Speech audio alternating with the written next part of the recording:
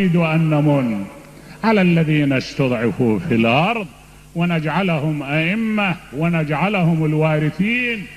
أقبل الإمام سلام الله عليه تناوله ونظر في وجهه طويلا وطبع على جبينه قبلة: سيدي يا أمل الدنيا، سيدي يا قائم آل محمد، سيدي يا رمز العدل، سيدي شخصنا إليك بأبصارنا شخوص الغريق لمر السفن.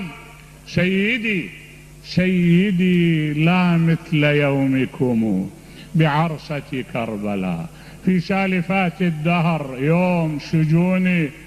ماذا اعتذارك للنهوض وفيكم للضيم واسم فوق كل جبين؟ أيمينكم فقدت قوائم بيضها أم خيلكم أضحت بغير متون؟ سيدي لا يزال صوتك في زيارتك يقرع أسماعنا.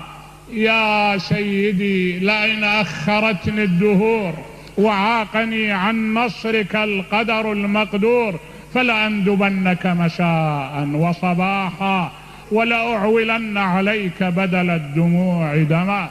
يا سيدي يا طالبا بثارات آل محمد، يا سيدي يا من يحمل على يديه مشعل الهدى وخلاص الدنيا، يا سيدي يا أيها الرمز الذي تتوق له الدنيا، نسأل الله أن يجعلنا في ظلك وظل آبائك في الدنيا والآخرة، وأن لا يحرمنا من عطائكم، وأن يكحل نواظرنا برؤياك، وأن يجعلنا من المستشهدين بين يديك. ذلك أمل نتوق إلى الله أن يحققه، وإذا حرمنا منه فينبغي أو بالأحرى فنسأل الله أن لا يحرمنا من عطائكم الذي نأمل أن يبقى مغدقا علينا.